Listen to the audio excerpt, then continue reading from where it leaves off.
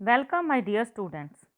ਬੇਟਾ ਸਵਾਗਤ ਹੈ ਤੁਹਾਡਾ ਇਸ ਵੀਡੀਓ ਦੇ ਵਿੱਚ, ਜਿਹਦੇ ਵਿੱਚ ਆਪਾਂ ਸੋਲਵ ਕਰਾਂਗੇ ਤੁਹਾਡੇ ਮਾਡਲ ਟੈਸਟ ਪੇਪਰ ਟਰਮ 2 ਜੋ ਕਿ ਡਿਪਾਰਟਮੈਂਟ ਵੱਲੋਂ ਆਇਆ ਹੋਇਆ। ਉਹਦੇ ਕੁਐਸਚਨ ਨੰਬਰ 7 ਤੋਂ ਬਾਅਦ 7, 8, 9, 10, 11 ਠੀਕ ਹੈ ਜੀ। ਤਾਂ ਆਪਾਂ ਇਸ ਪੇਪਰ ਨੂੰ ਕੰਪਲੀਟ ਕਰ ਲਾਂਗੇ।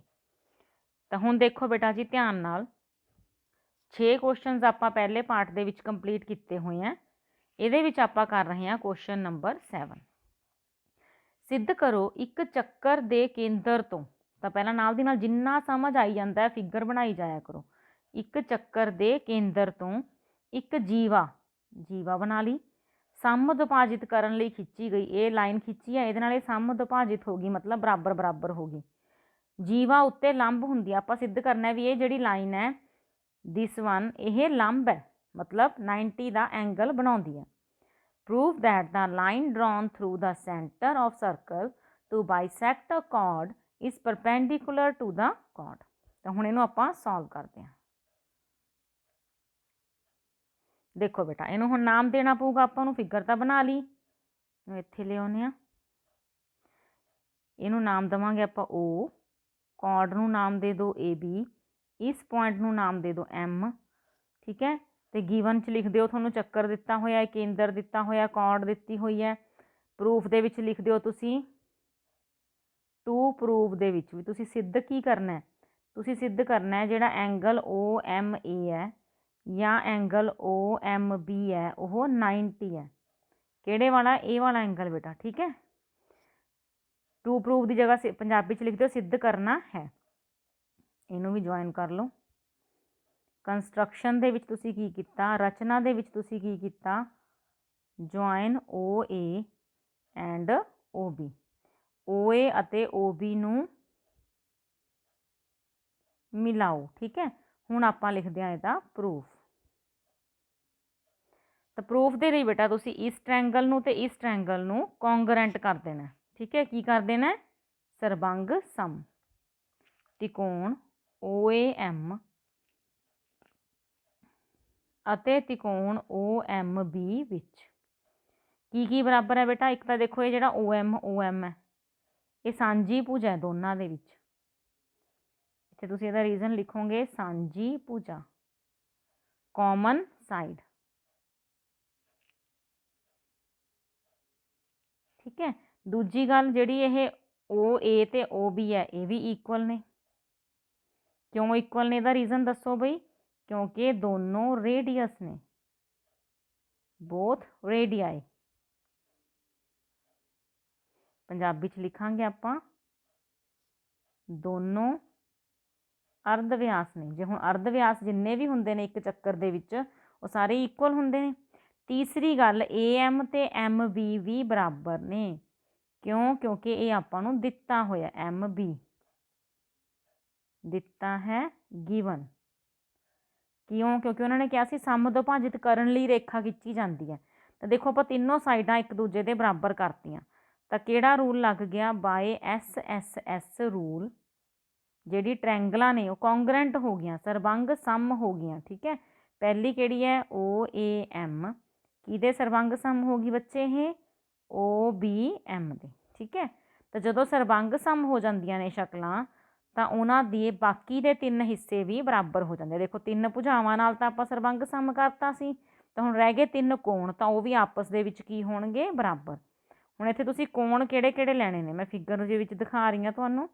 ਤੁਸੀਂ ਇਹ ਵਾਲਾ ਕੋਣ ਤੇ ਇੱਧਰ ਵਾਲਾ ਕੋਣ ਲੈਣਾ। ਕਿਹੜਾ ਕਿਹੜਾ? ਇਹ AMO ਤੇ BMO। ਪੂਰਾ ਨਾਮ ਹੀ ਲਿਖਣਾ ਪਏਗਾ ਜਾਂ ਫਿਰ ਇਹਨੂੰ 1 ਤੇ 2 ਨੰਬਰ ਦੇਵਾਂਗੇ। ਐਂਗਲ ਜਿਹੜਾ ਹੈ AMO वो बराबर है BMO दे। रीजन की देवांगे CPCT, सरबंग सम त्रिकोणा दे संगत भाग। पर आप कहांगे पर ये जिहड़े दोनों कोण ने इन्हां दा जे जोड़ करना चाहिए तो वो 180 आऊगा। क्यों आऊगा? क्योंकि यह लीनियर पेयर है, सरल रेखी जोड़ा। ध्यान नाल फिगर दे विच देखो बेटा, फिर तुहानूं क्लीयर होऊगा। ਇਹਦੇ ਵਿੱਚ देखो ਜਿਹੜਾ एंगल हैगा AMO, एक मिनट आपां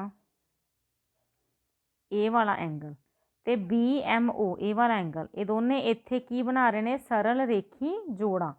ਤਾਂ ਇਹਨਾਂ ਦਾ ਆਪਾਂ ਤਾਂ ਹੀ ਰੀਜ਼ਨ ਲਿਖਿਆ ਕਿ ਇਹਨਾਂ ਦਾ ਤਾਂ ਸਮ 180 ਆਊਗਾ ਜੀ, ਕਿਉਂਕਿ ਇਹ ਸਰਲ ਰੇਖੀ ਜੋੜਾ ਬਣਾਈ ਜਾਂਦੇ ਆ।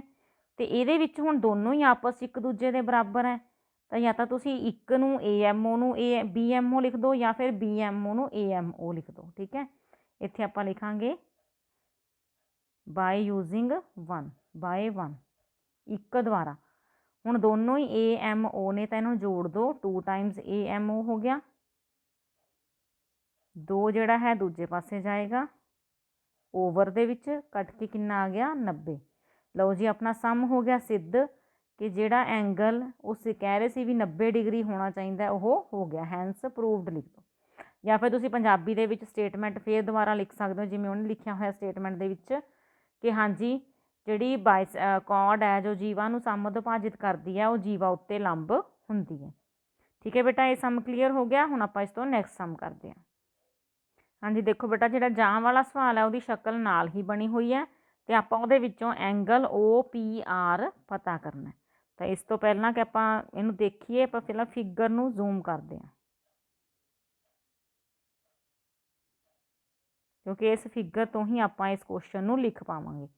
ਹਾਂਜੀ ਦੇਖੋ ਬੇਟਾ, ਸਭ ਤੋਂ ਪਹਿਲਾਂ ਫਿਗਰ ਨੂੰ ਜੇ ਧਿਆਨ ਨਾਲ ਦੇਖਦੇ ਹਾਂ ਤਾਂ ਇਹ ਵਾਲੀ ਵੀ ਇੱਕ ਆਰਕ ਹੈ ਜਿਸ ਨੇ ਕੇਂਦਰ ਤੇ ਕਿਹੜਾ ਕੋਣ ਬਣਾਇਆ, ਦਿਸ ਵਨ।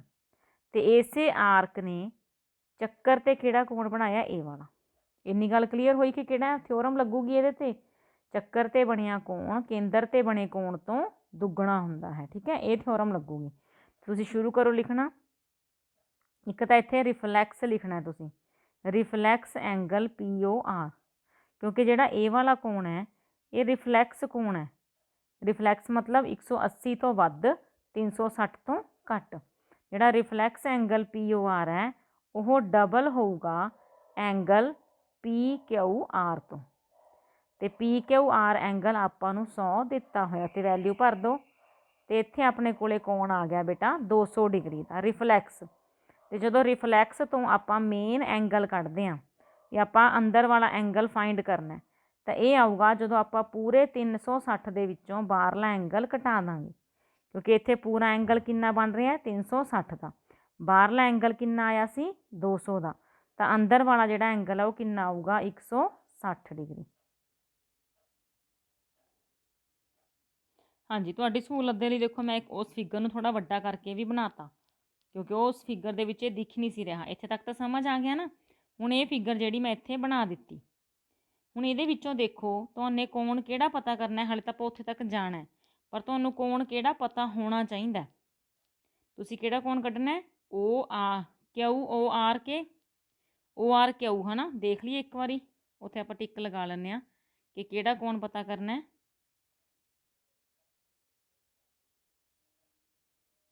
OPR,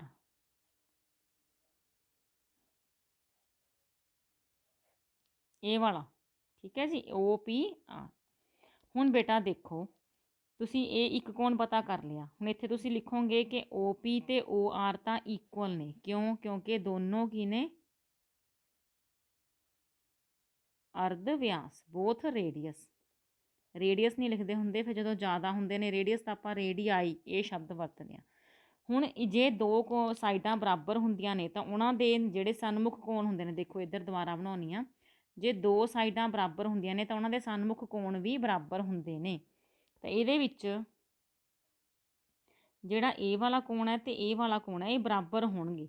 ਇਹਨੂੰ ਤੁਸੀਂ 1 ਤੇ 2 ਨੰਬਰ ਦੇ ਸਕਦੇ ਹੋ ਪਹਿਲਾਂ। ਠੀਕ ਹੈ, ਤਾਂ 1 + 2 + 160 ਕਿੰਨਾ ਹੋਊਗਾ। ਪਹਿਲਾਂ ਤਾਂ ਆਪਾਂ 1 ਤੇ 2 ਇਕੁਅਲ ਲਿਖੀਏ ਵੀ 1 ਤੇ 2 ਇਕੁਅਲ ਹੋਣਗੇ। ਇਹਦਾ ਰੀਜ਼ਨ ਕੀ ਲਿਖੋਗੇ, ਸਮਾਨ ਭੁਜਾਵਾਂ ਦੇ ਸਨਮੁਖ ਕੋਣ। ਕਲਰ ਸੋਹਣਾ ਨਹੀਂ ਲੱਗ ਰਿਹਾ ਨਾ। ਹਾਂ, ਸਮਾਨ ਭੁਜਾਵਾਂ ਦੇ ਸਨਮੁਖ ਕੋਣ 1 ਤੇ 2। ਹੁਣ ਜਿਹੜੀ ਤਿਕੋਣ ਹੈ ਇਹ OPR, ਇਹਦੇ ਵਿੱਚ ਤਿੰਨੋਂ ਕੋਣਾਂ ਦਾ ਜੋੜ ਕਿੰਨਾ ਹੋਣਾ ਚਾਹੀਦਾ ਬੇਟਾ 180। ਹੁਣ ਇੱਕ ਕੋਣ 1 ਹੈ, ਇੱਕ 2 ਹੈ, ਇੱਕ ਆਪਣੇ ਕੋਲ 160 ਹੈ। ਤਿੰਨਾਂ ਦਾ ਜੋੜ ਹੋਣਾ ਚਾਹੀਦਾ 180। ਐਂਗਲ ਸਮ ਪ੍ਰੋਪਰਟੀ, ਕੋਣਾਂ ਦਾ ਜੋੜ। ਹੁਣ 1 ਤੇ 2 ਤਾਂ ਵੈਸੇ ਹੀ ਬਰਾਬਰ ਨੇ, ਤਾਂ 1 ਦੀ ਥਾਂ ਤੇ 2 ਲਿਖ ਲਿਆ, 2 ਦੀ ਥਾਂ ਤੇ 1, ਪਰ ਆਪਾਂ 1 ਪਤਾ ਕਰਨਾ ਹੈ, ਕਿਹੜਾ ਵਾਲਾ, OPR। ਠੀਕ ਹੈ, ਉਹਦੀ ਥਾਂ ਤੇ ਫਿਰ ਆਪਾਂ 1 ਹੀ ਪੁੱਟ ਕਰਤਾ। ਤਾਂ 2 ਟਾਈਮਸ ਕੋਣ 1 ਬਰਾਬਰ ਕਿਹਦੇ ਹੋਊਗਾ, 180 ਮਾਈਨਸ 160। ਨਾਲ ਫਿਗਰ ਦਿਖਦੀ ਰਹੇ ਉਸ ਦੇ ਲਈ ਤੁਸੀਂ ਕੀ ਕਰਿਓ ਬੇਟਾ, ਨਾਲ ਮੈਥ ਖੋਲ ਕੇ ਰੱਖਿਓ, ਕਿਉਂਕਿ ਸਕਰੀਨ ਛੋਟੀ ਹੋਣ ਕਾਰਨ ਬਾਰ-ਬਾਰ ਤੁਹਾਨੂੰ ਸ਼ਕਲ ਨਹੀਂ ਨਾ ਇਹਦੀ ਦਿਖ ਰਹੀ ਹੈਗੀ, ਤਾਂ ਉਹਦੇ ਲਈ ਤੁਸੀਂ ਆਪਣਾ ਮੈਥ ਨਾਲ ਖੋਲ ਕੇ ਰੱਖਿਓ। ਹੁਣ ਕੋਣ 1 ਹੈ ਜਿਹੜਾ ਉਹ 10 ਡਿਗਰੀ ਆ ਗਿਆ, ਉਹ ਕਿਹੜਾ ਕੋਣ ਸੀ ਜੋ ਆਪਾਂ ਪਤਾ ਕਰਨਾ ਸੀ, OPR, ਉਹ ਆਪਣੇ ਕੋਲ ਆ ਗਿਆ ਬੇਟਾ 10 ਡਿਗਰੀ। ਠੀਕ ਹੈ, ਸਮਝ ਆ ਗਿਆ। ਤਾਂ ਫਿਗਰ ਦੇ ਵਿੱਚ ਇੱਕ ਵਾਰ ਦੁਬਾਰਾ ਦੇਖੋ, ਤਾਂ ਆਪਾਂ ਕੀ ਕੀਤਾ ਹੈ, ਸਭ ਤੋਂ ਪਹਿਲਾਂ A ਵਾਲਾ ਐਂਗਲ ਫਾਈਂਡ ਕੀਤਾ, ਕਿਉਂਕਿ ਇਹ ਆਰਕ ਸੀ PR, ਇਹਨੇ ਕੇਂਦਰ ਤੇ ਕੋਣ A ਵਾਲਾ ਬਣਾਇਆ ਸੀ। ਠੀਕ ਹੈ, ਤੇ ਚੱਕਰ ਤੇ ਉਹ 100 ਡਿਗਰੀ ਬਣਾ ਰਿਹਾ ਸੀ, ਤਾਂ ਇੱਥੇ ਆ ਕੇ ਕਿੰਨਾ ਹੋ ਜਾਊਗਾ, 200। ਤੇ ਹੁਣ 200 ਹੈ ਤਾਂ ਪੁਆਇੰਟ O ਦੇ ਉੱਪਰ ਜਿਹੜਾ ਪੂਰਾ ਕੋਣ ਬਣ ਰਿਹਾ ਉਹ 360 ਦਾ ਹੈ, ਮਤਲਬ ਇੱਥੇ ਇਹ ਪੂਰਾ 360 ਦਾ। ਜਦੋਂ ਆਪਾਂ ਬਾਹਰਲਾ 200 ਕੱਢ ਲਿਆ ਤਾਂ ਅੰਦਰ ਵਾਲਾ ਕਿੰਨਾ ਰਹਿ ਜਾਊਗਾ, 160। ਫਿਰ ਜਦੋਂ ਆਪਾਂ ਇਸ ਟ੍ਰਾਇੰਗਲ ਦੇ ਅੰਦਰ ਗਏ ਤਾਂ ਇਹ ਦੋ ਸਾਈਡਾਂ ਜਿਹੜੀਆਂ ਨੇ ਉਹ ਬਰਾਬਰ ਹੋ ਗਈਆਂ, ਕਿਉਂਕਿ ਉਹ ਅਰਧ ਵਿਆਸ ਸੀ, ਤਾਂ ਉਹਨਾਂ ਦੇ ਸਾਹਮਣੇ ਵਾਲੇ ਕੋਣ ਵੀ ਬਰਾਬਰ ਹੋ ਜਾਣਗੇ। ਤਾਂ ਉੱਥੇ ਆਪਾਂ ਐਂਗਲ ਸਮ ਪ੍ਰੋਪਰਟੀ ਲਗਾ ਦੇਣੀ ਹੈ। ਠੀਕ ਬੇਟਾ, ਕਲੀਅਰ ਹੋ ਗਿਆ ਇਹ ਸਮ। ਹੁਣ ਆਪਾਂ ਇਸ ਤੋਂ ਨੈਕਸਟ ਸਮ 'ਤੇ ਚੱਲਦੇ ਹਾਂ। ਨੈਕਸਟ ਦੇਖੋ 8ਵਾਂ ਸਮ ਹੈ। 8ਵੇਂ ਸਮ ਦੇ ਵਿੱਚ ਉਹ ਕਹਿ ਰਿਹਾ ਇੱਕ ਸਮ ਚਤਰਭੁਜ ਆਕਾਰ ਦੇ ਖੇਤ ਵਿੱਚ 18 ਗਊਆਂ ਨੂੰ ਚਰਾਉਣ ਲਈ ਘਾਹ ਹੈ। Rhombus shaped field has green grass for 18 cows to graze. ਜੇਕਰ ਇਸ ਸਮ ਚਤਰਭੁਜ ਦੀ ਹਰੇਕ ਭੁਜਾ ਜਿਹੜੀ ਹੈ ਉਹ 30 ਮੀਟਰ ਹੋਵੇ, ਤਾਂ ਮੈਂ ਸਮ ਚਤਰਭੁਜ ਬਣਾ ਲਈ, ਹਰੇਕ ਭੁਜਾ ਕਹਿੰਦੇ ਇਹਦੀ 30 ਮੀਟਰ ਹੋਵੇ, ਤਾਂ ਹਰੇਕ ਭੁਜਾ ਲਿਖ ਲਈ। ਤੇ ਇਹਦਾ ਇੱਕ ਵੱਡਾ ਵਿਕਰਨ ਜਿਹੜਾ ਹੈ ਕਹਿੰਦੇ ਉਹ 48 ਮੀਟਰ ਹੋਵੇ, ਤਾਂ ਹਰੇਕ ਗਊ ਨੂੰ ਚਰਨ ਲਈ ਉਸ ਘਾਹ ਦੇ ਖੇਤ ਦਾ ਕਿੰਨਾ ਖੇਤਰਫਲ ਪ੍ਰਾਪਤ ਹੋਵੇਗਾ। How much area of grass field will each cow be getting. ਤਾਂ ਬੇਟਾ ਇਹ ਹੀਰੋ ਸੂਤਰ ਦਾ ਹੀ ਸਵਾਲ ਹੈ। ਤੁਹਾਡੇ ਕੋਲੇ ਸਮ ਚਤਰਭੁਜ ਹੈ ਜਿਹਨੂੰ ਨਾਮ ਦੇ ਲਓ। ਤੁਸੀਂ ਜੇ ਇਹਨੂੰ ਗੌਰ ਨਾਲ ਦੇਖੋ, ਧਿਆਨ ਨਾਲ ਦੇਖੋ, ਤਾਂ ਦੋਨੋਂ ਜਿਹੜੀਆਂ ਤਿਕੋਣਾਂ ਨੇ ਉਹ ਇੱਕੋ ਜਿਹੀਆਂ ਨੇ। ਉਹਦੀਆਂ ਭੁਜਾਵਾਂ 30 48 30 ਤੇ ਦੂਜੇ ਦੀ ਵੀ 30 48 30 ਇਹੀ ਸਾਈਡਸ ਆ ਰਹੀਆਂ ਨੇ ਦੋਨਾਂ ਦੀਆਂ। ਤਾਂ ਤੁਸੀਂ ਕੀ ਕਰਨਾ ਹੈ, ਇੱਕ ਵਾਰੀ ਹੀਰੋ ਸੂਤਰ ਲਾ ਕੇ ਏਰੀਆ ਕੱਢ ਲਓ, ਉਹਨੂੰ 2 ਨਾਲ ਮਲਟੀਪਲਾਈ ਕਰ ਦਿਓ, ਪੂਰੀ ਸਮ ਚਤਰਭੁਜ ਦਾ ਹੋ ਜਾਊਗਾ। ਤਾਂ ਸਭ ਤੋਂ ਪਹਿਲਾਂ ਆਪਾਂ ਕਿਹਦਾ ਏਰੀਆ ਫਾਈਂਡ ਕਰਦੇ ਹਾਂ, ਖੇਤਰਫਲ ABD ਦਾ ਹੈਡਿੰਗ ਦੇ ਲਾਂਗੇ ਇਹ। ਤਾਂ ਸਭ ਤੋਂ ਪਹਿਲਾਂ ਖੇਤਰਫਲ ਕੱਢਣ ਲਈ ਕੀ ਕੱਢਣਾ ਪੈਂਦਾ ਹੈ, S ਮਤਲਬ ਅੱਧਾ ਪਰਿਮਾਪ। ਉਹ ਹੁੰਦਾ ਤਿੰਨੇ ਭੁਜਾਵਾਂ ਦਾ ਜੋੜ ਬਟੇ 2। ਤਾਂ ਤਿੰਨੇ ਭੁਜਾਵਾਂ ਕਿਹੜੀਆਂ ਨੇ, 30 ਹੈ 30 ਹੈ ਤੇ 48 ਓਵਰ 2। ਇਹ ਹੋ ਜਾਊਗਾ 8 108 ਬਟੇ 2, ਘਟਾਓਗੇ ਕਿੰਨਾ ਆ ਗਿਆ 54। ਤਾਂ ਤੁਹਾਡੀ S ਦੀ ਵੈਲਿਊ ਕਿੰਨੀ ਆ ਗਈ 54। ਹੁਣ ਲਗਾਉਣਾ ਤੁਸੀਂ ਹੀਰੋ ਦਾ ਸੂਤਰ। ਤਾਂ ਏਰੀਆ ਆਫ ਕਿਹੜਾ ਟ੍ਰਾਇੰਗਲ ਲਿੱਤਾ ਸੀ ਆਪਾਂ ਪਹਿਲਾਂ, ABD। ਫਾਰਮੂਲਾ ਹੈ S minus A S minus B ਤੇ S ਮਾਈਨਸ C। S ਆਪਾਂ 54 ਕੱਢਿਆ, ਦੋ ਸਾਈਡਾਂ ਇਹਦੀਆਂ 30 30 ਨੇ ਤੇ ਇੱਕ ਸਾਈਡ 48 ਹੈ। ਠੀਕ ਹੈ, ਦੇਖੋ ਇੱਥੇ ਤੱਕ ਸਮਝ ਆ ਗਿਆ। ਹੁਣ 54 ਦੇ ਵਿੱਚੋਂ 30 ਘਟਾਓ ਪਹਿਲਾਂ ਬੇਟਾ, ਕਿੰਨਾ ਰਹਿ ਗਿਆ 24। ਤਾਂ ਇੱਥੇ ਵੀ ਕਿੰਨਾ ਰਹਿ ਜਾਊਗਾ 24। 54 ਚੋਂ 48 ਘਟਾਉਣੇ ਨੇ, ਕਿੰਨਾ ਰਹਿ ਜਾਊਗਾ 6। ਹੁਣ ਜੇ ਤੁਸੀਂ ਸਾਰਿਆਂ ਦੇ ਹੀ ਪ੍ਰਾਈਮ ਫੈਕਟਰ ਬਣਾਉਣ ਲੱਗ ਗਏ ਫਿਰ ਤਾਂ ਉਲਝ ਜਾਓਗੇ। ਤੁਹਾਨੂੰ ਕਲੀਅਰਲੀ ਦਿਖ ਰਿਹਾ ਹੈ ਕਿ ਜਿਹੜਾ 24 ਹੈ ਉਹ ਇੱਕ ਪੇਅਰ ਹੈ ਤੇ ਉਹਦਾ ਆਪਾਂ ਇੱਕ 24 ਬਾਹਰ ਕੱਢ ਲੈਣਾ ਪਹਿਲਾਂ ਹੀ। ਠੀਕ ਹੈ, ਤਾਂ 24 ਪੇਅਰ ਬਣ ਰਿਹਾ ਸੀ, ਜੋਟਾ ਬਣ ਰਿਹਾ ਸੀ, ਉਹਦਾ ਇੱਕ 24 ਆਪਾਂ ਬਾਹਰ ਕੱਢ ਲਿਆ। ਹੁਣ ਰਹਿ ਗਿਆ 54 ਤੇ 6। 54 ਦੇ ਫੈਕਟਰ ਬਣਾ ਲਓ ਐਦਾਂ, ਪ੍ਰਾਈਮ ਫੈਕਟਰ ਰਫ ਦੇ ਵਿੱਚ। ਤੇ ਮੈਨੂੰ ਪਤਾ ਲੱਗ ਗਿਆ ਕਿ 2 ਆਊਗਾ ਤੇ 3 ਵਾਰੀ 3 ਆਊਗਾ। ਜਿਹੜਾ 6 ਹੈ ਉਹਦੇ ਬਣਨਗੇ 3 ਦੂਣੀ 6, ਤੇ ਇੱਕ ਤਾਂ ਬਣ ਗਿਆ 2 ਦਾ ਪੇਅਰ, 2 ਵਾਰੀ ਬਣ ਗਿਆ 3 ਦਾ ਪੇਅਰ। 2 ਬਾਹਰ ਆ ਗਿਆ, 2 ਵਾਰੀ 3 ਬਾਹਰ ਆ ਗਿਆ। ਇਹਨਾਂ ਨੂੰ ਗੁਣਾ ਕਰ ਲਓ, ਤੁਹਾਡਾ ਏਰੀਆ ਆ ਜਾਏਗਾ। 24 ਦੂਣਾ 48 ਨੂੰ 9 ਨਾਲ ਗੁਣਾ ਕਰ ਲਓ,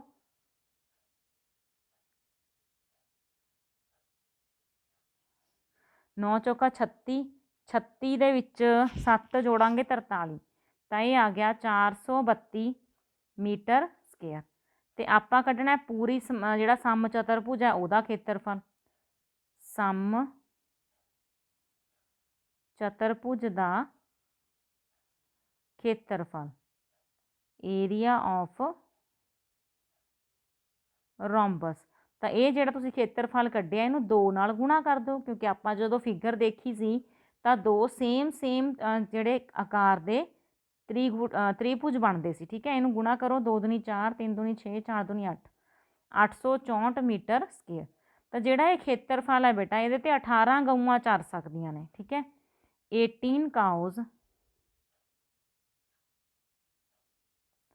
can graze in area is equal to 864 metre square. 18 ਗਊਆਂ ਜਿੰਨੇ ਖੇਤਰਫਲ ਵਿੱਚ ਚਰ ਸਕਦੀਆਂ ਹਨ,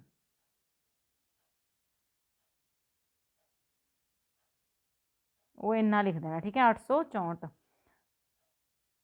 ਆਪਾਂ ਕੱਢਣਾ ਵੀ ਇੱਕ ਗਊ ਵਾਸਤੇ, ਤਾਂ 1 ਕਾਊ ਲਿਖ ਦਿਓ, 1 ਗਊ ਲਿਖ ਦਿਓ। ਠੀਕ ਹੈ, ਬਰਾਬਰ ਕਿਹਦੇ ਆਊਗਾ 864/18। ਹੁਣ ਜੇ ਤਾਂ ਤੁਸੀਂ ਇਹਨੂੰ ਸਿੱਧਾ 18 ਤੇ ਕਟਾ ਸਕਦੇ ਹੋ ਤਾਂ ਠੀਕ ਹੈ, ਨਹੀਂ ਫਿਰ 2 ਦੇ ਪਹਾੜੇ ਤੇ ਕਟਾਉਣਾ ਸ਼ੁਰੂ ਕਰ ਦਿਓ। 2 ਦੇ ਪਹਾੜੇ ਤੇ ਕਟਾਵਾਂਗੇ, ਉਰੇ ਆ ਜਾਊਗਾ 9, ਉਰੇ ਆ ਜਾਊਗਾ ਆਪਣੇ ਕੋਲੇ 432। ਹੁਣ ਜੇ ਸਿੱਧਾ 9 ਤੇ ਕਟਾ ਸਕਦੇ ਹੋ ਠੀਕ ਹੈ, ਨਹੀਂ ਤਾਂ ਫਿਰ ਇਹਨੂੰ 3 ਦੇ ਪਹਾੜੇ ਤੇ ਕਟਾ ਲਓ। 3 ਦੇ ਪਹਾੜੇ ਤੇ ਕਟਾਉਂਗੇ, ਫਿਰ 3 ਦੇ ਪਹਾੜੇ ਤੇ ਕਟਾਉਂਗੇ। 4 ਤੀਏ 12 ਤੇ 8 ਤੀਆ 24। ਇਹਦਾ ਆਂਸਰ ਆਊਗਾ 48 ਮੀਟਰ ਸਕੁਅਰ। ਹਾਂਜੀ ਬੇਟਾ, ਤਾਂ ਇਹ ਕਲੀਅਰ ਹੈ ਸਮ। ਹੁਣ ਆਪਾਂ ਇਸ ਤੋਂ ਨੈਕਸਟ ਸਮ ਕਰਦੇ ਹਾਂ।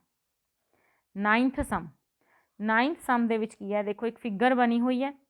ਇਹਨੇ ਕਿਹਾ ਜਿਹੜੀ ਇਹ ਲਾਈਨ L ਹੈ ਤੇ ਇਹ ਐਂਗਲ A ਨੂੰ ਸਮਦੁਭਾਜਿਤ ਕਰਦੀ ਹੈ, ਬਾਈਸੈਕਟਰ ਹੈ ਇਹ ਐਂਗਲ A ਦਾ।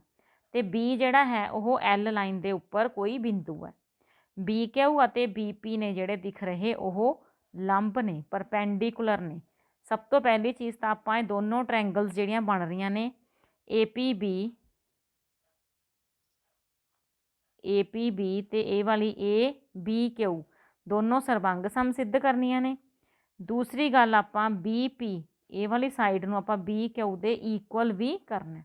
ਠੀਕ ਆ, ਤਾਂ ਸਿੰਪਲ ਜੀ ਗੱਲ ਹੈ ਸਰਬੰਗ ਸਮਤਾ ਦੀ, ਕਿ ਜਿਹੜੀ ਚੀਜ਼ ਤੁਹਾਨੂੰ ਇਕੁਅਲ ਦਿਖੀ ਜਾਂਦੀ ਹੈ ਉਹਨੂੰ ਇਕੁਅਲ ਸ਼ੋ ਕਰੀ ਚੱਲੋ, ਉਹਨੂੰ ਮਤਲਬ ਲਿਖੀ ਚੱਲੋ, ਤਾਂ ਤੀਜੀ ਚੀਜ਼ ਤੁਹਾਨੂੰ ਆਪਣੇ ਆਪ ਮਿਲੂਗੀ।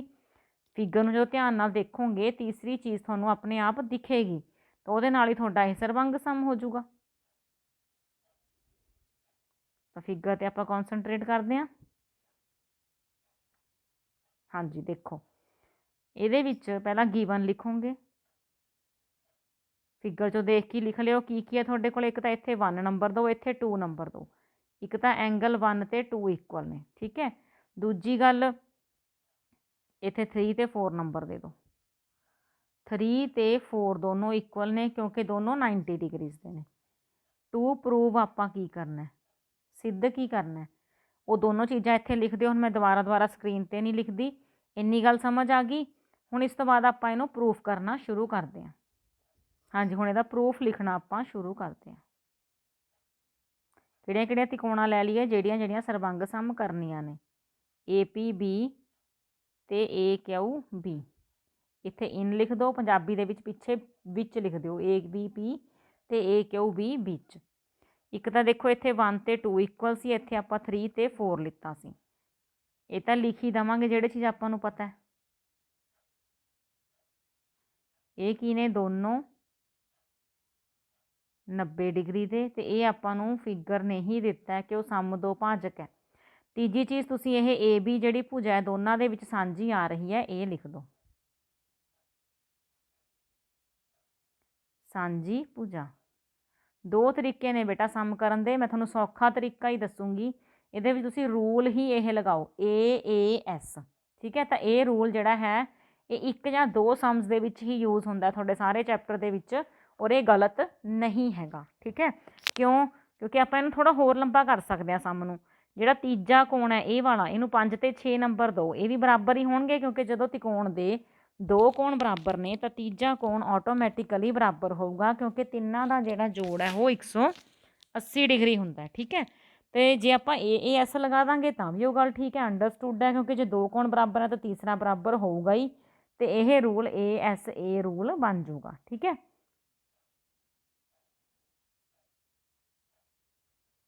ਤੇ ਤੁਸੀਂ ਇਹਦੇ ਵਿੱਚ ਬਿਲਕੁਲ ਕਨਫਿਊਜ਼ ਨਹੀਂ ਹੋਣਾ, ਏ ਐਸ ਰੂਲ ਲਿਖ ਦਿਓ। ਨਿਯਮ ਦੁਆਰਾ, ਨਿਯਮ ਅਨੁਸਾਰ ਜਿਹੜੀ ਤਿਕੋਣ ਹੈ ਬੇਟਾ ਏ ਬੀ ਕਿਊ ਸਰਵੰਗ ਸਮ ਹੋਗੀ ਏ ਬੀ ਪੀ ਦੇ, ਜਾਂ ਜਿਹੜਾ ਨਾਮ ਉਹਨੇ ਲਿਖਿਆ ਹੋਇਆ ਉਹ ਲਿਖ ਦਿਓ। ਫਿਰ ਉਹਨੇ ਕਿਹਾ ਸੀ ਕਿ ਬੀ ਪੀ ਤੇ ਬੀ ਕਿਊ ਬਰਾਬਰ ਨੇ, ਤਾਂ ਬੇਟਾ ਤੁਹਾਨੂੰ ਪਤਾ ਹੀ ਹੈ ਜਦੋਂ ਤ੍ਰਿਭੁਜਾਂ ਸਰਵੰਗ ਸਮ ਹੋ ਗਈਆਂ ਤਾਂ ਜਿਹੜੇ ਪਾਰਟਸ ਨਾਲ ਉਹ ਸਰਵੰਗ ਸਮ ਹੋਈਆਂ ਨੇ ਉਸ ਤੋਂ ਇਲਾਵਾ ਵਾਲੇ, ਉਸ ਤੋਂ ਬਿਨਾਂ ਵਾਲੇ ਤਿੰਨੋਂ ਪਾਰਟਸ ਤੁਹਾਡੇ ਬਰਾਬਰ ਹੋਣਗੇ ਹੀ ਹੋਣਗੇ। ਕਿਉਂ? ਕਿਉਂਕਿ ਸਰਵੰਗ ਸਮ ਤ੍ਰਿਭੁਜਾਂ ਦੇ ਉਹ ਸੰਗਤ ਭਾਗ ਨੇ, C P C T, corresponding parts of congruent triangles. ਤਾਂ ਇਹ ਆਪਾਂ ਸਿੱਧ ਕਰਤਾ, ਇੱਥੇ ਲਿਖ ਦਾਂਗੇ ਆਪਾਂ ਹੈਂਸ ਪ੍ਰੂਵਡ। ਦੇਖੋ ਸੌਖਾ ਹੀ ਸਮ ਸੀ ਇਹ, ਹੈ ਨਾ, ਬਿਲਕੁਲ ਦੋ ਚੀਜ਼ਾਂ ਆਪਾਂ ਨੂੰ ਪਤਾ ਸੀ, ਤੀਸਰੀ ਚੀਜ਼ ਅੰਡਰਸਟੂਡ ਸੀ, ਸਾਂਝੀ ਹੈ, ਤੇ ਹੋ ਗਿਆ ਜੀ ਇਹ ਕੋਂਗਰੈਂਟ ਹੋ ਗਿਆ ਤਾਂ ਆਪਣੀ ਜਿਹੜੀ ਸਾਈਡ ਉਹਨੇ ਕਿਹਾ ਸੀ ਉਹ ਇਕੁਅਲ। ਨੈਕਸਟ ਸਮ ਕਰਦੇ ਹਾਂ ਆਪਾਂ ਹੁਣ ਬੇਟਾ ਪਾਰਟ ਸੀ ਤੇ ਪਹੁੰਚ ਚੁੱਕੇ ਹਾਂ, ਜਿਹਦੇ ਵਿੱਚ 6 ਨੰਬਰ ਵਾਲੇ ਕੁਐਸਚਨਸ ਨੇ। ਤੇ ਪਹਿਲਾ ਕੁਐਸਚਨ ਹੈ 14ਵੇਂ ਚੈਪਟਰ ਦੇ ਵਿੱਚੋਂ ਤੁਹਾਨੂੰ 30 ਦਿਨਾਂ ਦੇ ਅੰਕੜੇ ਦਿੱਤੇ ਹੋਏ ਨੇ ਹਵਾ ਦੇ ਵਿੱਚ ਸਲਫਰ ਡਾਈਆਕਸਾਈਡ ਦੀ ਸੰਘਣਤਾ ਦੇ। ਠੀਕ ਹੈ, ਤੇ ਉਹਨੇ ਆਪਾਂ ਨੂੰ ਇੱਕ ਹਿੰਟ ਵੀ ਦੇਤਾ ਕਿ ਤੁਸੀਂ ਕਿਸ ਤਰ੍ਹਾਂ ਦੇ ਵਰਗ ਅੰਤਰਾਲ ਲੈਣੇ ਨੇ, 0.04 ਦਾ ਡਿਫਰੈਂਸ ਰੱਖਣਾ। ਠੀਕ, ਤੇ ਇੱਕ ਕੁਐਸਚਨ ਪੁੱਛਿਆ ਗਿਆ ਆਪਾਂ ਨੂੰ ਨਾਲ ਹੀ। ਕੁਐਸਚਨ ਕੀ ਪੁੱਛਿਆ ਗਿਆ ਕਿ ਸਲਫਰ ਡਾਈਆਕਸਾਈਡ ਦੀ ਸੰਘਣਤਾ ਕਿੰਨੇ ਦਿਨ 0.11 ਤੋਂ ਵੱਧ ਰਹੀ ਹੈ। ਠੀਕ ਹੈ, ਤਾਂ ਹੁਣ ਆਪਾਂ ਇਸ ਦਾ ਮਿਲਾਨ ਚਿੰਨ੍ਹ ਲਗਾ ਕੇ ਸਭ ਤੋਂ ਪਹਿਲਾਂ ਇੱਕ ਬਾਰੰਬਾਰਤਾ ਸਾਰਣੀ ਤਿਆਰ ਕਰਾਂਗੇ। ਹਾਂਜੀ ਦੇਖੋ ਬੇਟੇ, ਮੈਂ ਵਰਗ ਅੰਤਰਾਲ ਸਾਰੇ ਲਿਖ ਕੇ ਟੈਲੀ ਮਾਰਕਸ ਲਗਾ ਲਏ। ਹੁਣ ਆਪਾਂ ਇਹਨਾਂ ਨੂੰ ਗਿਣਦੇ ਹਾਂ। ਪਹਿਲੇ ਵਿੱਚ ਕਿੰਨੇ ਨੇ 4, ਦੂਜੇ ਵਿੱਚ 5 ਤੇ 4 9, ਫਿਰ 9 2 4 2। ਕੁਐਸਚਨ ਕੀ ਪੁੱਛਿਆ ਗਿਆ ਸੀ ਕਿ 0.11 ਤੋਂ ਵੱਧ ਜਿਹੜੀ ਹੈ ਕਿੰਨੇ ਦਿਨ ਪੀਪੀ ਇਹਦੀ ਮਾਤਰਾ ਰਹੀ ਹੈ ਸਲਫਰ ਡਾਈਆਕਸਾਈਡ ਦੀ। ਤਾਂ 0.11 ਤੋਂ ਵੱਧ ਤਾਂ ਬੇਟਾ 0.12 ਹੁੰਦਾ, ਤੇ 0.12 ਇਸ ਲਾਈਨ ਤੋਂ ਇਨਕਲੂਡਿਡ ਹੈ। ਤਾਂ ਇਸ ਲਾਈਨ ਤੋਂ ਬਾਅਦ ਤੁਸੀਂ ਗਿਣ ਲਓ ਕਿੰਨੀ ਗਿਣਤੀ ਹੈ, 4 ਤੇ 2 6 ਤੇ 2 8। ਤਾਂ ਕਿੰਨੇ ਦਿਨ ਸਲਫਰ ਡਾਈਆਕਸਾਈਡ ਦੀ ਮਾਤਰਾ 0.11 ਤੋਂ ਜ਼ਿਆਦਾ ਰਹੀ? 8 ਦਿਨ। ਠੀਕ ਹੈ ਜੀ, ਸਮਝ ਆ ਗਿਆ ਇਹ। ਨੈਕਸਟ ਕਰਦੇ ਹਾਂ। ਹਾਂਜੀ, ਤਾਂ ਜਿਹੜਾ ਜਾਂ ਵਾਲਾ ਸਵਾਲ ਹੈ ਉਹਦੇ ਵਿੱਚ ਆਪਾਂ ਨੂੰ ਦੋ ਟੀਮਾਂ ਦਿੱਤੀਆਂ ਹੋਈਆਂ, ਏ ਤੇ ਬੀ ਟੀਮ। ਇਹਨਾਂ ਦੇ 60 ਗੇਂਦਾਂ ਤੇ ਬਣਾਏ ਹੋਏ ਰਨ ਦਿੱਤੇ ਹੋਏ ਆ। ਠੀਕ ਹੈ, ਇਹ ਟੀਮ ਏ ਦੇ ਨੇ, ਟੀਮ ਬੀ ਦੇ ਨੇ, ਤੇ ਆਪਾਂ ਇਹਨਾਂ ਦਾ ਬਾਰੰਬਾਰਤਾ ਬਹੁਭੁਜ ਫਰੀਕੁਐਂਸੀ ਪੋਲੀਗਨ ਬਣਾਉਣਾ ਹੈ, ਤੇ ਦੋਨੋਂ ਟੀਮਾਂ ਦੇ ਜਿਹੜੇ ਅੰਕੜੇ ਨੇ ਉਹਦੇ ਤੇ ਡਰਾ ਕਰਨੇ ਨੇ। ਤਾਂ ਸਭ ਤੋਂ ਪਹਿਲਾਂ ਬੇਟਾ ਇਹਦੇ ਵਿੱਚ ਤੁਸੀਂ ਕੀ ਦੇਖਣਾ ਹੁੰਦਾ ਕਿ ਜਿਹੜੇ ਇਹ ਵਰਗ ਅੰਤਰਾਲ ਦਿੱਤੇ ਹੋਏ ਨੇ ਤੁਸੀਂ ਇਹਨਾਂ ਦੇ ਕਲਾਸ ਮਾਰਕ ਮਤਲਬ ਮੱਧ ਬਿੰਦੂ, ਠੀਕ ਹੈ, ਜਾਂ ਵਰਗ ਚਿੰਨ੍ਹ, ਠੀਕ ਹੈ, ਉਹ ਤੁਸੀਂ ਬਣਾ ਲੈਣੇ ਨੇ।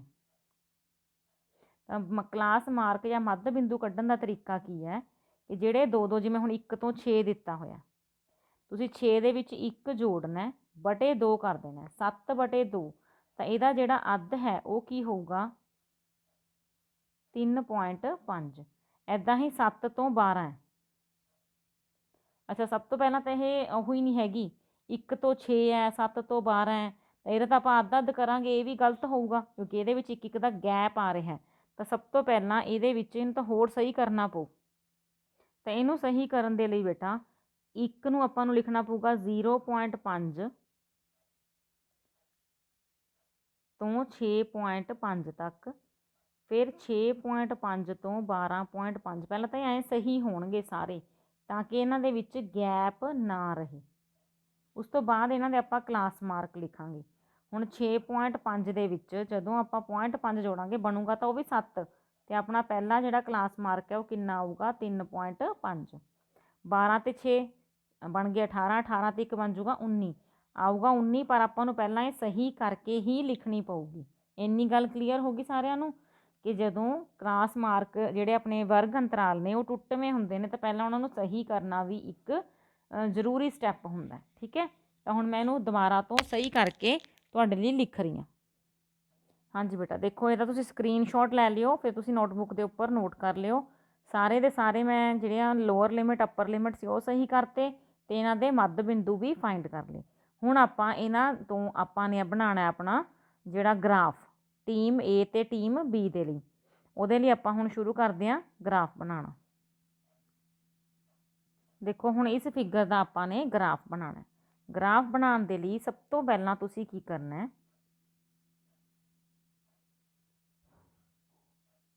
हॉरिजॉन्टल लाइन ते वर्टिकल लाइन, इधर एक्स ओ ओरिजन ते इधर वाई अपने ਜਿਹੜੇ वैल्यूज़ आईयां ने ਤੁਸੀਂ ਇੱਥੇ ਡਰਾ ਕਰਨੀਆਂ ਨੇ। 1-1 ਪੁਆਇੰਟਸ ਦਾ ਡਿਫਰੈਂਸ ਤੁਹਾਡੇ ਹੋਊਗਾ ਗ੍ਰਾਫ ਦੇ ਉੱਪਰ, ਉਹ ਬਣਾ ਲੈਣਾ ਤੇ ਇੱਧਰ ਵੀ ਤੁਸੀਂ 1-1 ਡੱਬੀ ਜਿਹੜੀ ਹੈਗੀ ਆ ਉਸ ਦਾ ਫਰਕ ਲੈ ਲੈਣਾ। ਠੀਕ ਹੈ ਬੇਟਾ, ਤੇ ਇਹਦੇ ਤੇ ਆਪਣੇ ਜਿਹੜੇ ਜ਼ਰੂਰੀ ਇਨਫੋਰਮੇਸ਼ਨ ਹੈ ਉਹ ਲਿਖ ਲੈਣੀ ਹੈ। ਤਾਂ ਬੇਟਾ ਜ਼ਿਆਦਾ ਟਾਈਮ ਨਾ ਲੱਗੇ ਤੁਹਾਡੇ ਲਈ ਮੈਂ ਲਿਖ ਕੇ ਵੀ ਰੱਖ ਲਿਆ। ਪਹਿਲਾਂ ਆਪਾਂ ਟੀਮ A, ਤੁਸੀਂ ਮੈਥ ਨਾਲ ਖੋਲ ਕੇ ਰੱਖੋ, ਆਪਾਂ ਟੀਮ A ਦੇ ਪੁਆਇੰਟਸ ਡਰਾ ਕਰਦੇ ਹਾਂ।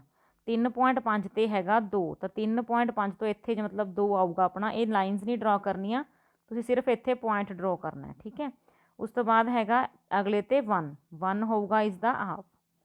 ਉਸ ਤੋਂ ਨੈਕਸਟ ਤੇ ਹੈ 15.5 ਤੇ ਤੁਹਾਡਾ 8, ਤੋਂ ਇੱਥੋਂ ਤੁਸੀਂ 8 ਡਰਾ ਕਰਨਾ। ਨਾਲ ਦੀ ਨਾਲ ਤੁਸੀਂ 2-2 ਪੁਆਇੰਟਸ ਨੂੰ ਮਿਲਾਉਂਦੇ ਵੀ ਰਹੋ ਸਕੇਲ ਦੇ ਨਾਲ, ਤਾਂ ਕਿ ਗਲਤੀ ਨਾ ਹੋਵੇ ਵੀ ਕਿਹੜੇ ਪੁਆਇੰਟ ਦੇ ਨਾਲ ਤੁਸੀਂ ਕਿਹੜਾ ਮਿਲਾਉਣਾ ਸੀ, ਹੈ ਨਾ। ਤਾਂ 21 ਵਾਲੇ ਤੇ ਹੈਗਾ ਤੁਹਾਡੇ ਕੋਲੇ 9, ਇਸ ਤੋਂ ਥੋੜਾ ਜਿਹਾ ਉੱਪਰ। ਫਿਰ ਹੈਗਾ ਤੁਹਾਡੇ ਕੋਲ ਬੇਟਾ ਜੀ 4, ਇਹਨਾਂ ਨੂੰ ਮਿਲਾਉਂਦੇ ਰਹੋ। 4 ਤੋਂ ਬਾਅਦ ਹੈਗਾ 5 ਤੋਂ ਬਾਅਦ ਹੈਗਾ 6 ਤੋਂ ਬਾਅਦ ਹੈਗਾ 10, ਨਾਲ ਨਾਲ 2-2 ਪੁਆਇੰਟਸ ਨੂੰ ਮਿਲਾਉਂਦੇ ਵੀ ਰਹੋ ਸਕੇਲ ਲੈ ਕੇ, ਪੈਨਸਿਲ ਲੈ ਕੇ। 10 ਤੋਂ ਬਾਅਦ ਹੈਗਾ ਤੁਹਾਡੇ ਕੋਲ ਬੇਟਾ 6 ਤੋਂ ਬਾਅਦ ਹੈਗਾ 2। ਤਾਂ ਇਹ ਜਿਹੜਾ ਗ੍ਰਾਫ ਹੈ ਇਹ ਤੁਹਾਡਾ ਬਣ ਗਿਆ ਟੀਮ A ਦਾ। ਨਾਲ ਦੀ ਨਾਲ ਇੱਥੇ ਲਿਖ ਵੀ ਦਿਓ ਟੀਮ A। ਹੁਣ ਇਸੇ ਤੇ ਆਪਾਂ ਬਣਾਉਣਾ ਹੈ ਟੀਮ B ਦਾ ਗ੍ਰਾਫ। ਟੀਮ B ਦੇ ਲਈ ਪੜ੍ਹਨਾ ਸ਼ੁਰੂ ਕਰਦੇ ਹਾਂ। ਪਹਿਲੇ ਦੇ ਵਿੱਚ ਹੈ ਉਹਦਾ ਪੁਆਇੰਟ 5, 3.5 ਤੇ ਕਿੰਨਾ ਹੈ 5, ਤਾਂ 5 ਹੋਊਗਾ 4 ਤੋਂ 6 ਦੇ ਵਿਚਾਲੇ। ਫਿਰ ਹੈਗਾ 6 ਅਗਲਾ ਵਾਲਾ, ਉਸ ਤੋਂ ਅਗਲਾ ਵਾਲਾ 2, ਮਿਲਾਉਂਦੇ ਰਹੋ ਇੱਥੇ ਤੱਕ ਆਏਗਾ। 2 ਤੋਂ ਬਾਅਦ ਹੈਗਾ 10, ਸੇਮ ਪੁਆਇੰਟ ਆਏਗਾ। ਥੋੜਾ ਜਿਹਾ 9 ਤੋਂ ਉੱਪਰ ਆਏਗਾ, ਸੇਮ ਨਹੀਂ ਆਏਗਾ, ਥੋੜਾ ਜਿਹਾ ਇਸ ਤੋਂ ਉੱਪਰ 10, ਇਹਨੂੰ ਵੀ ਮਿਲਾ ਦਿਓ। 10 ਤੋਂ ਬਾਅਦ ਤੁਹਾਡਾ ਹੈਗਾ 5, ਇਸ ਤੋਂ ਥੋੜਾ ਉੱਪਰ ਆਏਗਾ। 5 ਤੋਂ ਬਾਅਦ ਹੈਗਾ 6 ਤੋਂ ਬਾਅਦ ਹੈਗਾ 3 ਤੋਂ ਬਾਅਦ ਹੈਗਾ 4 ਤੋਂ ਬਾਅਦ ਹੈਗਾ ਬੇਟਾ 8 ਤੋਂ ਬਾਅਦ ਹੈਗਾ 10। ਤਾਂ ਤੁਸੀਂ ਇਸ ਤਰ੍ਹਾਂ ਦੇ ਗ੍ਰਾਫ ਕਿੱਥੇ ਦੇਖੇ ਨੇ? ਮੋਸਟਲੀ ਤੁਸੀਂ ਕ੍ਰਿਕਟ ਜਿਹੜਾ ਮੈਚ ਦੇਖਦੇ ਹੋ ਟੀਵੀ ਦੇ ਉੱਪਰ, ਉੱਥੇ ਐਦਾਂ ਹੀ ਬਣਾਇਆ ਹੁੰਦਾ। ਤੇ ਇਹ ਵੀ ਤੁਹਾਡਾ ਗ੍ਰਾਫ ਜਿਹੜਾ ਹੈ ਉਹ team A team B cricket ਦੇ ਬਾਰੇ ਦੇ ਵਿੱਚ ਹੀ ਹੈ। ਠੀਕ ਹੈ, ਤਾਂ ਇਸ ਤਰ੍ਹਾਂ ਆਪਾਂ ਦੋਨੋਂ ਟੀਮਾਂ ਦੇ ਰਨਸ ਜੋ ਬਣਾਏ ਨੇ ਉਹਨਾਂ ਦਾ ਕੰਪੈਰੀਜ਼ਨ, ਤੁਲਨਾ ਕਰਦੇ ਹਾਂ ਕਿ ਉਹ ਉੱਪਰ ਜਾ ਰਹੀ ਹੈ ਟੀਮ ਕਿ ਨੀਚੇ ਜਾ ਰਹੀ ਹੈ ਟੀਮ। ਠੀਕ ਹੈ, ਤਾਂ ਇਸ ਤਰ੍ਹਾਂ ਆਪਾਂ ਇਹ ਗ੍ਰਾਫ ਬਣਾਤਾ। ਹੁਣ ਨੈਕਸਟ ਸਮ 'ਤੇ ਚੱਲਦੇ ਹਾਂ। ਹੁਣ ਆਪਾਂ ਇਸ ਦੇ ਲਾਸਟ ਸਮ 'ਤੇ ਪਹੁੰਚ ਚੁੱਕੇ ਹਾਂ। ਇਹਦੇ ਵਿੱਚ ਹੈ 11ਵਾਂ ਸਮ।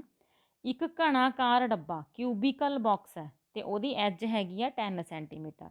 ਤੇ ਦੂਸਰਾ ਆਪਣੇ ਕੋਲ ਇੱਕ ਘਨਾਵ ਆਕਾਰ ਡੱਬਾ ਹੈ, ਮਤਲਬ ਆਪਣੇ ਕੋਲ 2 ਡੱਬੇ ਨੇ।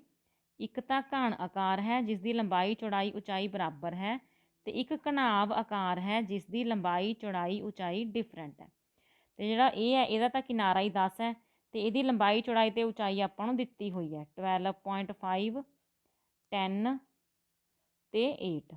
ਠੀਕ ਹੈ, ਤਾਂ ਪਤਾ ਕੀ ਕਰਨਾ ਹੈ, ਕਿਸ ਡੱਬੇ ਦੀ ਪਾਸਵੀਂ ਸਤ੍ਹਾ ਦਾ ਖੇਤਰਫਲ ਜ਼ਿਆਦਾ ਹੈ ਤੇ ਕਿੰਨਾ ਜ਼ਿਆਦਾ ਹੈ। ਇੱਕ ਤਾਂ ਲੇਟਰਲ ਸਰਫੇਸ ਏਰੀਆ ਕੱਢਣਾ ਤੇ ਇੱਕ ਆਪਾਂ ਟੋਟਲ ਸਰਫੇਸ ਏਰੀਆ ਕੱਢਣਾ ਦੋਨਾਂ ਦਾ।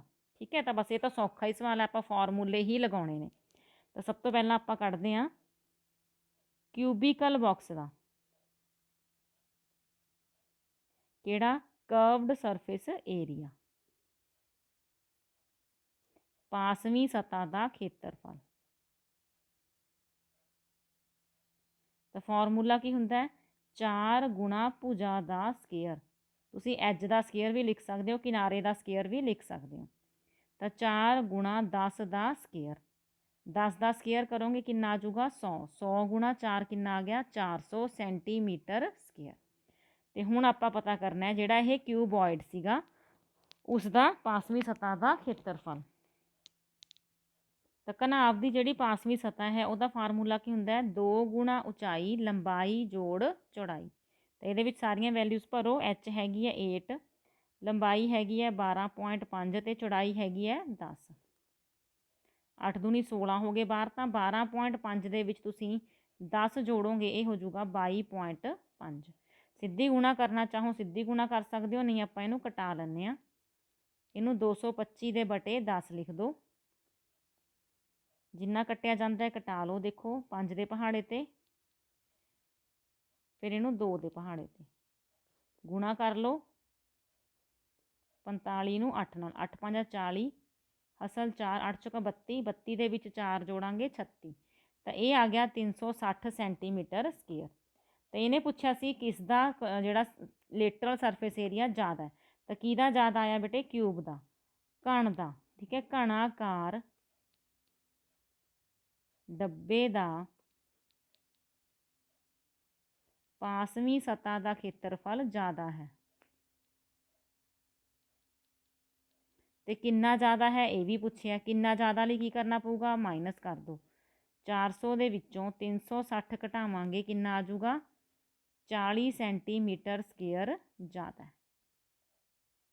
ਦੂਜਾ ਆਪਾਂ ਕੰਪੈਰੀਜ਼ਨ ਕਰਨਾ ਸੀ ਇਹਨਾਂ ਦੀ ਕੁੱਲ ਸਤ੍ਹਾ ਦਾ। ਹੁਣ ਜਿਹੜਾ ਘਣ ਹੈ ਉਹਦੀ ਕੁੱਲ ਸਤ੍ਹਾ ਕੱਢੋ। ਕੁੱਲ ਸਤ੍ਹਾ ਦਾ ਖੇਤਰਫਲ, total surface area of cube. ਕੀ ਫਾਰਮੂਲਾ ਹੁੰਦਾ ਹੈ 6 ਗੁਣਾ ਸਾਈਡ ਸਕੇਅਰ, ਤੇ ਸਾਈਡ ਕਿੰਨੀ ਹੈ 10। ਤਾਂ 6 ਗੁਣਾ 10 ਦਾ ਸਕੇਅਰ ਕਿੰਨਾ ਹੋ ਗਿਆ 100। ਗੁਣਾ ਕਰੋਗੇ ਆ ਗਿਆ 600 ਸੈਂਟੀਮੀਟਰ ਸਕੇਅਰ। ਹੁਣ ਆਪਾਂ ਕੱਢਣਾ ਹੈ ਘਨਾਭ ਦੀ ਕੁੱਲ ਸਤ੍ਹਾ ਦਾ ਖੇਤਰਫਲ, total surface area of cuboid. ਉਹਦਾ ਫਾਰਮੂਲਾ ਹੁੰਦਾ 2 multiplied bracket start length into breadth, breadth into height, into ਦੀ ਮਤਲਬ ਮਲਟੀਪਲਾਈ। ਠੀਕ ਹੈ, BH ਮਤਲਬ ਹਾਈਟ ਇੰਟੂ ਲੈਂਥ। ਸਾਰੀਆਂ ਦੀਆਂ ਵੈਲਿਊਜ਼ ਭਰਾਂਗੇ। ਲੈਂਥ ਹੈਗੀ ਸੀ 12.5, ਬ੍ਰੈਡਥ ਹੈਗੀ ਹੈ 10, 10 ਗੁਣਾ ਹਾਈਟ ਹੈਗੀ ਹੈ 8, 8 ਗੁਣਾ ਲੈਂਥ ਹੈਗੀ ਹੈ 12.5। 12.5 ਨੂੰ 10 ਨਾਲ ਗੁਣਾ ਕਰੋਗੇ 125 ਆਊਗਾ, 10 ਨੂੰ 8 ਨਾਲ ਗੁਣਾ ਕਰੋਗੇ 80 ਆਊਗਾ। ਤੇ ਜੇ ਆਪਾਂ 125 ਨੂੰ 8 ਨਾਲ ਗੁਣਾ ਕਰਦੇ ਹਾਂ 8 5 40 ਹਸਲ 4, 8 ਦੂਣੀ 16, 16 'ਚ 4 ਜੋੜੇ 20, 8 ਤੇ 2 ਹੋ ਗਏ 10। ਇਹਦਾ ਆਂਸਰ ਆਊਗਾ ਬੇਟਾ 100, ਕਿਉਂਕਿ ਇੱਕ ਤੋਂ ਬਾਅਦ ਪੁਆਇੰਟ ਵੀ ਲੱਗਣਾ ਨਾ, ਪੁਆਇੰਟ ਨੇ ਖਤਮ ਹੋ ਜਾਣਾ। ਇਹਨਾਂ ਨੂੰ ਜੋੜ ਲਓ ਸਾਰਿਆਂ ਨੂੰ।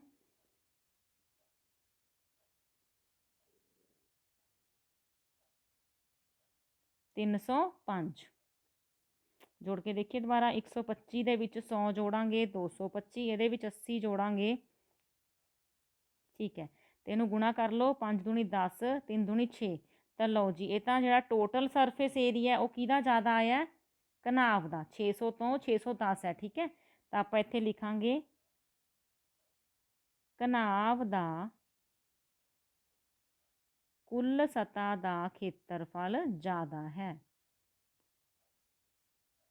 ਕਿੰਨਾ ਜ਼ਿਆਦਾ ਹੈ ਮਾਈਨਸ ਕਰਕੇ ਪਤਾ ਲੱਗ ਜੂਗਾ। 610 ਚੋਂ 600 ਘਟਾਵਾਂਗੇ ਕਿੰਨਾ ਆ ਗਿਆ 10 ਸੈਂਟੀਮੀਟਰ ਸਕੇਅਰ।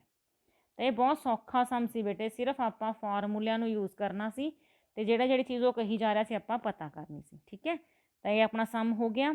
ਸਮੋਲਰ ਪੁੱਛਿਆ ਸੀ ਅਸਾਂ, ਦੂਸਰੇ ਦੇ ਵਿੱਚ ਪੁੱਛਿਆ ਸੀ ਕੁੱਲ ਸਤ੍ਹਾ ਦਾ ਖੇਤਰਫਲ ਘੱਟ ਹੈ ਤੇ ਕਿੰਨਾ ਘੱਟ ਹੈ। ਤੇ ਇੱਥੇ ਆਪਾਂ ਥੋੜਾ ਜਿਹਾ ਆਨਸਰ ਨੂੰ ਚੇਂਜ ਕਰ ਲਓ। ਇੱਥੇ ਤੁਸੀਂ ਲਿਖੋ ਇਸ ਲਾਈਨ ਦੀ ਜਗ੍ਹਾ ਕਿ ਜਿਹੜਾ ਘਣ ਦਾ ਕੁੱਲ ਸਤ੍ਹਾ ਦਾ ਖੇਤਰਫਲ ਹੈ ਉਹ ਘੱਟ ਹੈ, ਕਿਉਂਕਿ ਇਹਨੇ ਘੱਟ ਬਾਰੇ ਪੁੱਛਿਆ ਸੀ। ਠੀਕ ਹੈ, ਤਾਂ ਆਪਾਂ ਆਪਣੇ ਆਨਸਰ ਨੂੰ ਉਸ ਟਾਈਪ ਨਾਲ ਚੇਂਜ ਕਰ ਲਿਆ। ਤਾਂ ਇੱਕ ਸਮ ਰਹਿ ਗਿਆ ਬੇਟਾ, ਨਾਲ ਦੀ ਨਾਲ ਉਹ ਵੀ ਸੋਲਵ ਕਰ ਲੈਂਦੇ ਹਾਂ। ਇਹ ਵੀ ਇੱਕ ਸਮ ਇੰਪੋਰਟੈਂਟ ਸਮ ਹੈ। ਸ਼ੰਕੂ ਦਾ ਤੁਹਾਨੂੰ ਆਇਤਨ ਦਿੱਤਾ ਹੋਇਆ ਵਿਆਸ ਦਿੱਤਾ ਹੋਇਆ ਤਾਂ ਸਭ ਤੋਂ ਪਹਿਲਾਂ ਤੁਹਾਡੀ ਨਿਗਾਹ ਕਿੱਥੇ ਪੈਂਦੀ ਹੈ? ਵਿਆਸ ਤੇ। ਜਦੋਂ ਵਿਆਸ ਦਿੱਤਾ ਹੋਇਆ ਤਾਂ ਤੁਸੀਂ ਉਸ ਤੋਂ ਕੱਢਣਾ ਹੁੰਦਾ ਹੈ ਅਰਧ ਵਿਆਸ, ਰੇਡੀਅਸ। ਇਹ ਹੋਊਗਾ 28/2, ਮਤਲਬ 14 ਸਮ ਰਹਿ ਗਿਆ। ਤੇ ਇੱਕ ਆਪਾਂ ਨੂੰ ਦਿੱਤਾ ਹੋਇਆ ਸ਼ੰਕੂ ਦਾ ਆਇਤਨ, ਮਤਲਬ ਵੋਲਿਊਮ ਆਫ ਕੋਨ।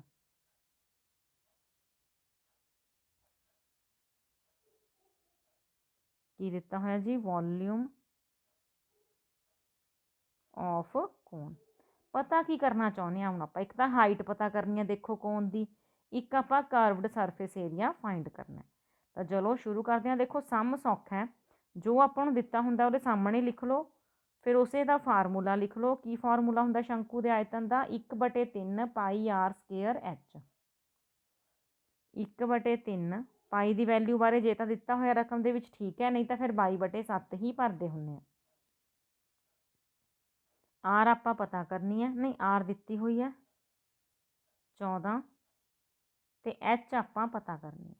ਇਹ ਜਮਾ ਸੌਖੇ ਸਵਾਲ ਹੁੰਦੇ ਨੇ, ਕਿਉਂਕਿ ਜਿਹੜੀ ਚੀਜ਼ ਆਪਾਂ ਨੂੰ ਨਹੀਂ ਪਤਾ ਸਿਰਫ ਉਹ ਉਸੇ ਤਰ੍ਹਾਂ ਰਹਿ ਜਾਂਦੀ ਹੈ, ਬਾਕੀ ਸਾਰੀਆਂ ਵੈਲਿਊਜ਼ ਭਰੀਆਂ ਜਾਂਦੀਆਂ ਨੇ ਤੇ ਆਪਾਂ ਇਕੁਏਸ਼ਨ ਟਾਈਪ ਨਾਲ ਉਹਨੂੰ ਹੱਲ ਕਰ ਲੈਣਾ ਹੁੰਦਾ। ਦੇਖੋ ਦੂਸਰੇ ਪਾਸੇ ਲੈ ਗਏ, ਜੋ ਮਲਟੀਪਲਾਈ 'ਚ ਸੀ ਡਿਵਾਈਡ ਹੋ ਗਏ, ਜੋ ਡਿਵਾਈਡ 'ਚ ਸੀ ਮਲਟੀਪਲਾਈ ਹੋ ਗਏ। ਹੁਣ ਇਹਨੂੰ ਕਟਾਓ, 7 ਦੂਣੀ 14, ਹੋਰ ਕਿਸ ਤੇ ਕਟੂਗਾ? 2 ਦੇ ਪਹਾੜੇ ਤੇ ਇਹਨੂੰ ਕਟਾਓ,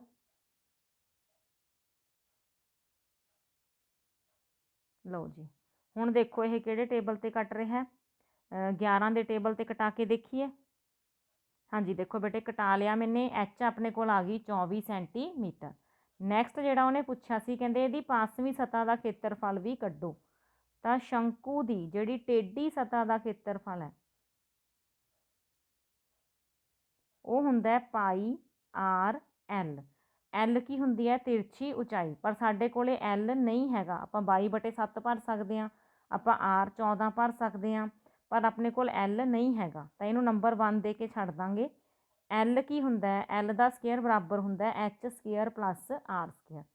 ਤੇ ਐਚ ਆਪਾਂ ਕੱਢੀ ਹੋਈ ਹੈ 24, 24 ਦਾ ਸਕੇਅਰ ਭਰ ਦਾਂਗੇ। ਆਰ ਆਪਾਂ ਪਤਾ ਕੀਤੀ ਹੋਈ ਹੈ 14, ਉਹਦਾ ਸਕੇਅਰ ਲਿਖ ਦਾਂਗੇ। ਠੀਕ ਹੈ ਜੀ। ਹੁਣ ਇਹਨੂੰ ਅੱਗੇ ਸੋਲਵ ਕਰਦੇ ਹਾਂ। 24 ਦਾ ਸਕੇਅਰ ਕਿੰਨਾ ਹੁੰਦਾ ਹੈ? 576। 14 ਦਾ ਸਕੇਅਰ ਕਿੰਨਾ ਹੁੰਦਾ? 196।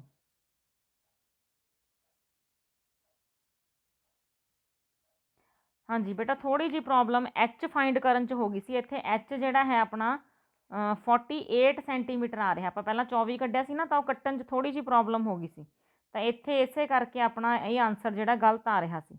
ਤੇ ਇੱਥੇ ਕਿੰਨਾ ਭਰਾਂਗੇ ਬੇਟਾ ਜੀ?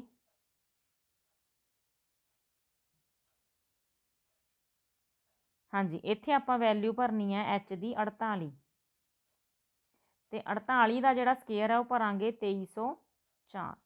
2304 ਦੇ ਵਿੱਚ ਤੋਂ 196 ਜੋੜਾਂਗੇ, ਇਹ ਆਊਗਾ 2500।